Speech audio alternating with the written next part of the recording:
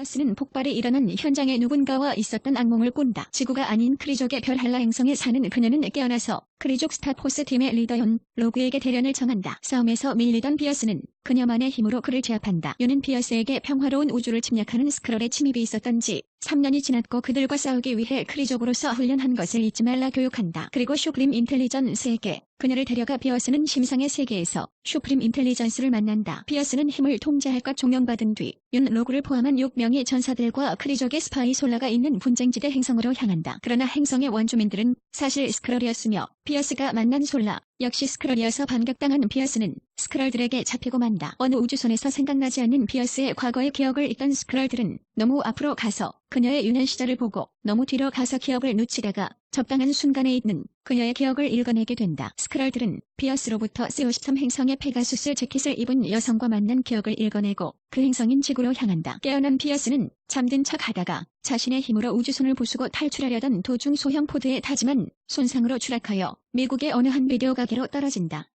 비디오 가게 근처 경비에게 물어 수신기를 구비한 곳을 찾던 피어스는 공중전화기와 수신기를 개조해 윤로그와 연락하여 악몽과 우주선에서 회상했던 것에 대해 물어보던 중 경비의 신고를 받고 온 닉 퓨리와 필 콜슨을 만나게 된다. 그러던 중 쫓아온 스크럴이 기습 공격을 하고 열차를 통해 도망가자 그를 쫓는다. 닉 퓨리도 차를 끌고 피어스를 쫓던 중 조수석에 있던 필 콜슨이 변장한 스크럴이었던 것을 알고 차 안에서 격투를 하던 도중 사고를 내고 변장했던 스크럴은 본래 모습으로 사망한다. 한편 윤 로그는 이 2시간 뒤 지구에 도착할 예정이었는데 로난이 그에게 연락하여 스크럴들은 어찌 되었냐고 묻는다. 윤은 로난에게 거짓 보고를 하고 로난이 병력을 지구로 송환한다.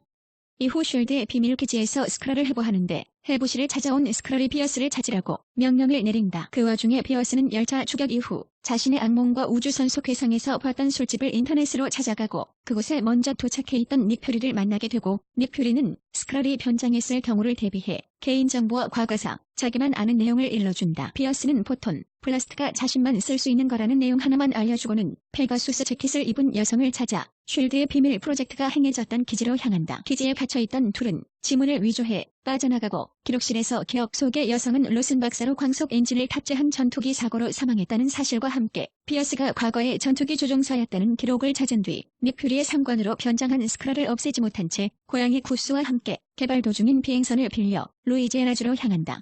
루이지애나주에 도착하여 과거의 친구를 찾은 피어스는 자신의 본명이 캐럴 댄버스임을 알게 되고 그녀가 과거에 뛰어난 전투기 조종사였음을 알게 된다. 캐럴은 이웃의 방문을 경계하지만 어느새 스크럴이 다가와 캐럴과 동료들에게 블랙박스를 공개하는 조건으로 협상을 하자고 한다. 그들은 CD를 로딩시켜 녹음을 듣게 되는데 로스는 크리족의 일원이었고 그녀가 프로젝트 하에서 개발하려던 것은 광속 엔진이었으며 그녀가 죽은 것은 로슨 박사를 찾아온 윤 로그에 의해서였다.